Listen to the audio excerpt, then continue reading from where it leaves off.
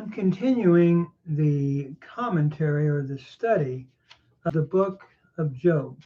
We are now in chapter 15, verses 7 to 16, where Job is being accused of being presumptuous and irreverent.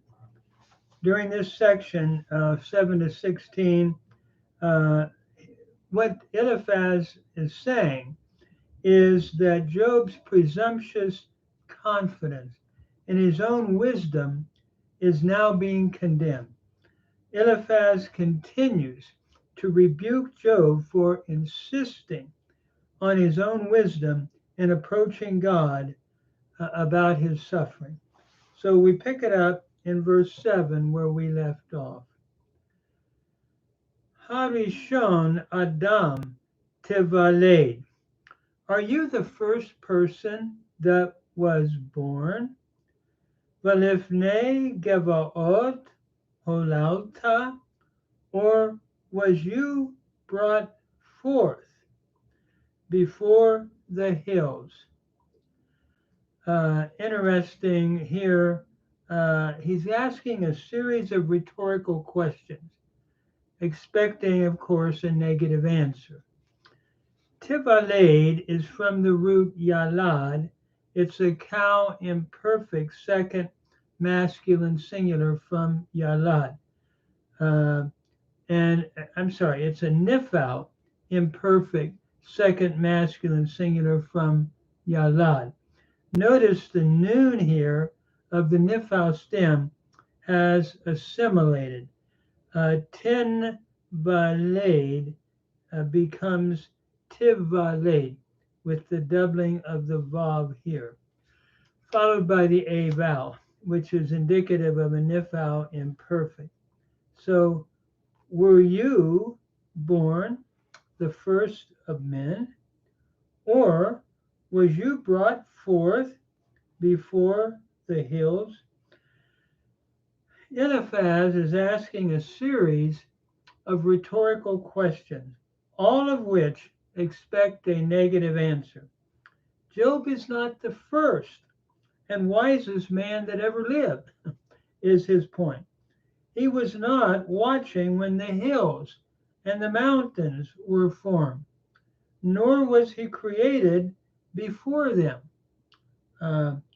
You might see a similar kind of thought in Proverbs 8:25 and Psalm 92. Furthermore, Job does not attend God's counsel, and hence he does not possess wisdom beyond other men. Job, you do not have a monopoly on wisdom, do you? That's the question. It's asked sarcastically by Eliphaz. Wisdom does not diminish itself in you, does it, Job? So that is what is said in verse 8. Notice, Hav Sod Eloah Tishma. Do you hear or hearken in the counsel of God? Tishma is the cow imperfect, third masculine singular, or second masculine singular from Shama. Do you hear or hearken in the counsel of God? Or do you retain wisdom to yourself? Vatekra from Gara, another cow imperfect, second masculine singular. So do you restrain, I should say, or hold wisdom to yourself? And so he sarcastically is saying, Job, do you have that monopoly on wisdom? Does it really find itself in you? So then Eliphaz continues his sarcasm in verse 9. Ma yadata velo neda. what do you know that we do not know? Tavin velo imanu hu. What understanding do you have? What understanding or what understanding is there to you that is not with us? Notice here, neda. What do you know that we do not know? Yada is the cow perfect, second masculine singular from yada, that we do not know. Neda is from yada. It's a cow imperfect, first common plural from yada. Historically, vada, the vav has elided, and we have compensatory lengthening under the noon here, the first person of the prefix, showing that the vav has dropped out. So, what do you know that we do not know? Or what do you understand, tavin, from the root to understand? What do you understand that is not with us? And so what what actually Eliphaz is saying, in light of all this, how does Job believe he has a corner on truth, which is not possessed by us? And what we're saying, Eliphaz is saying. So then he continues his argument in verse 10. Gum sav gum yasis banu. Indeed, with us are both the gray-headed and the very aged men. Kabir me avicha yamim. Much older than your father, than the days of your father.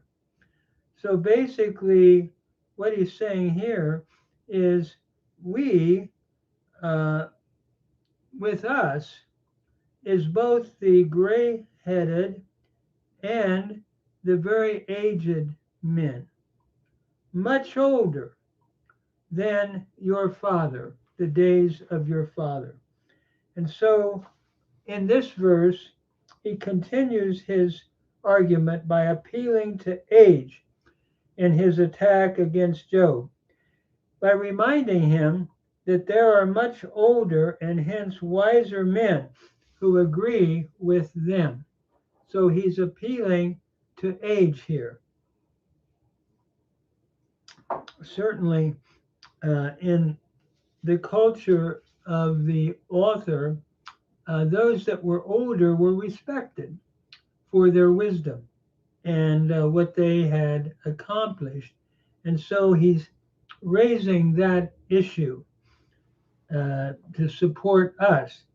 And then as we move on to verse 11, Hama'at mimcha tanhumot el, are the consolations of God too small from you or for you?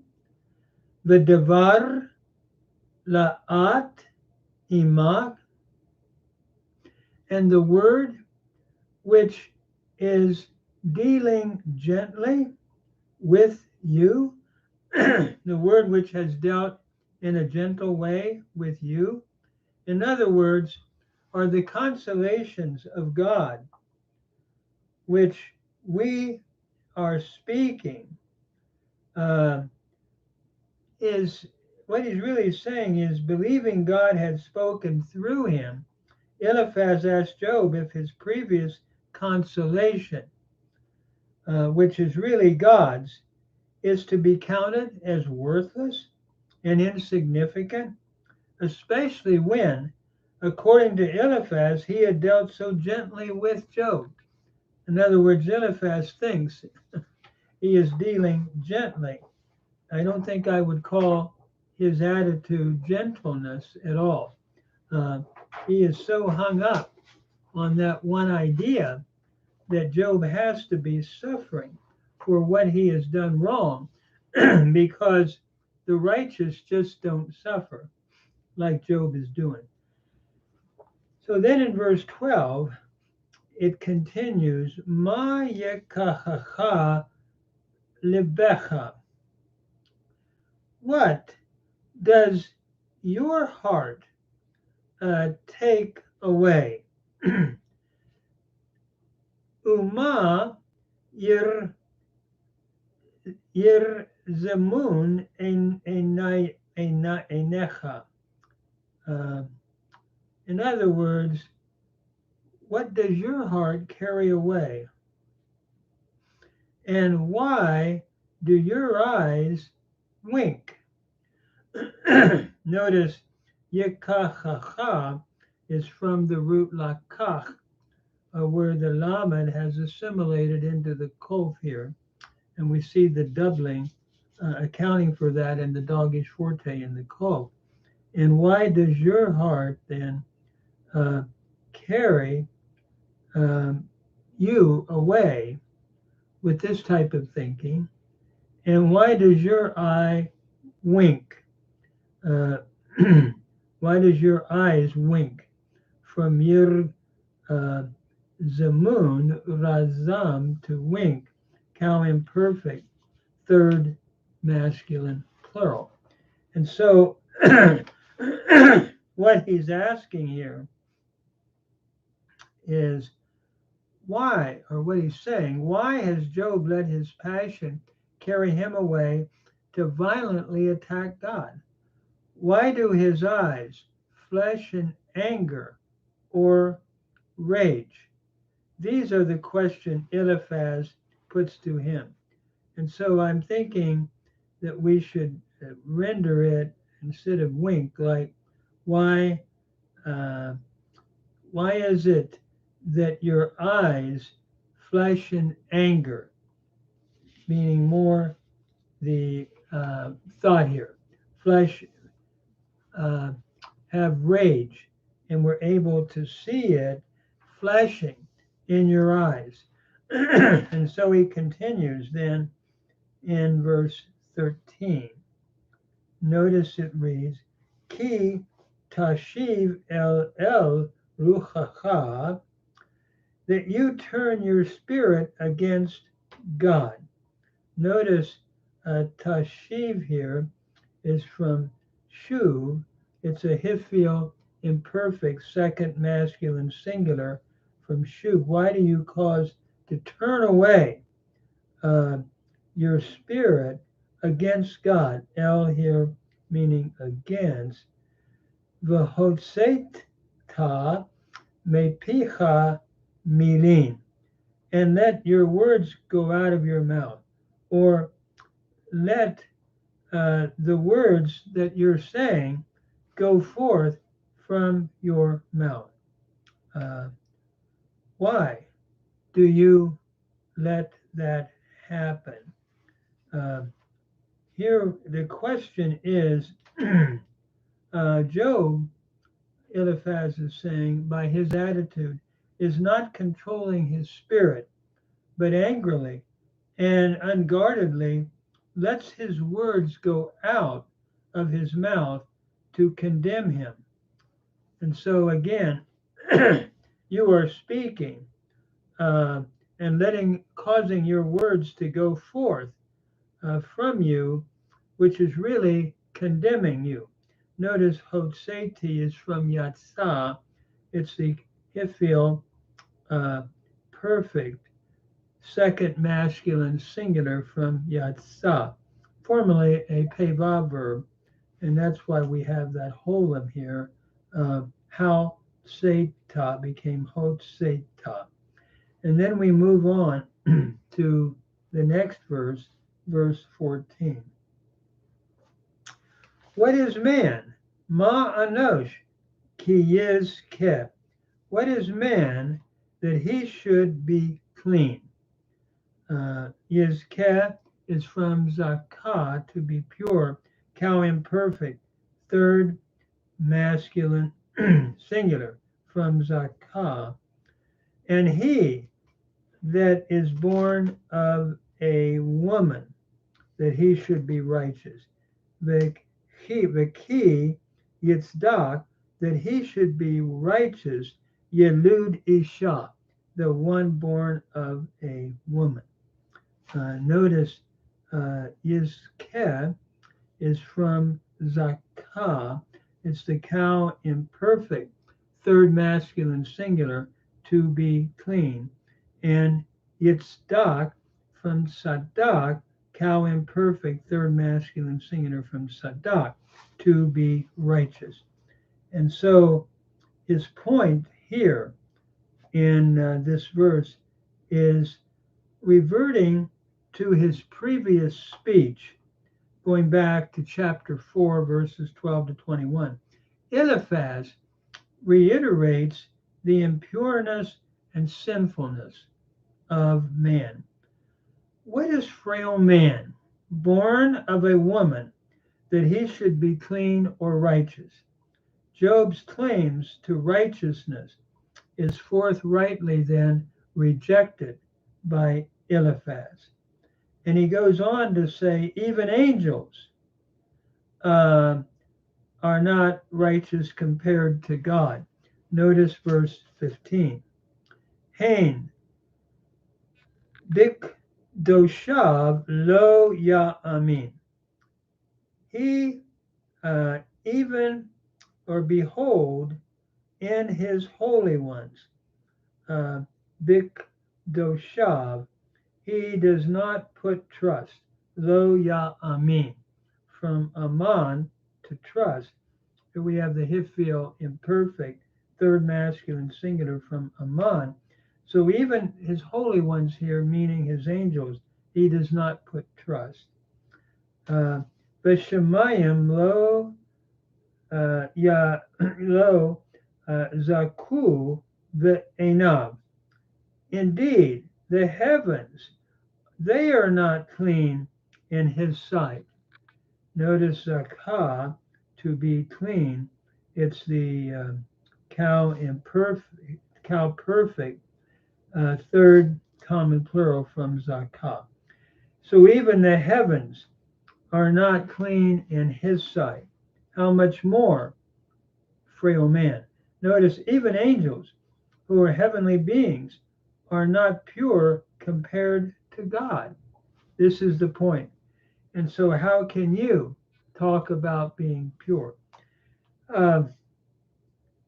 This is true if it wasn't for the miscalculation of Eliphaz. We all know that we are impure, and that's why there's the need in the New Testament of Christ, who has died to take away our impurity, our sin. But where they're wrong, they're accusing him of being impure, and that's why he's suffering. And they're missing the point as to why he's suffering. And so their wrong theology at that point is the real problem, not that man is not impure. So there's truth being stated, but it's being stated on the wrong premise. That's the thought. It's sort of like where Satan tempted Christ and said, jump down from the pinnacle of the temple, for he will command his angels concerning you, and they will lift you up, lest you dash your foot against a stone. The truth of that psalm is being wrongly applied. The psalm is true. The Lord does protect, but not when you test God in a wrong way. So again, it's taking an idea that's true and using it and applying it in a false way. And that's what's going on here, I believe. And so as we look at verse 15, as we said, even angels are not pure. And so in verse 16, how much less is one like yourself, Job? So in verse 16, it reads, Af ki nit'av v'nehala. That is, indeed, how much less one who is abominable and who is impure. So here we have two nifal stems. How much less is one who is nit'av, abominable, and nehala, from hala, and who is impure. Third masculine singular. A man, ish shoteh chamayim avla. A man who is drinking as water iniquity, who is drinking iniquity as water. Shoteh is the cow participle masculine singular from shatah. And so what he's saying here is, if angels are counted as impure by God and not clean, how much more impure and abominable must man be? As a thirsty man drinks water in gulps, so man drinks in iniquity and sin into his life. In other words, literally, it's man who is drinking iniquity as water. This is the Hebrew reading of the text. And so what we have here in these verses, I'm going to stop here and then go on in a later video. Basically, he's reproving Job because of his irreverence and disrespect of the Lord. And of course, he's missing the whole point. Job is just wondering, why is this happening? Because I've done right. And I think what the author of Job is trying to say is, it's dangerous to try to say that when someone is going through a hard time or difficulty, it's because they've done something wrong. I think this is what the whole book really is about. The false theology that Eliphaz and his two other friends held, that bad things don't happen to good people or to righteous people. And he's critiquing that, saying that, the book of Job, things happen even when people are righteous that we can't explain. But I think that's the whole point. So I'm going to stop here. And one of the things as a Christian minister, I think I can say is, as I look at the New Testament, that we know that whatever happens, even if we can't understand it, if we know Christ, we're promised that he is with us, that he's the good shepherd, and that that nothing can ever sever us from his love. I'm going to stop here and we'll continue on the next video.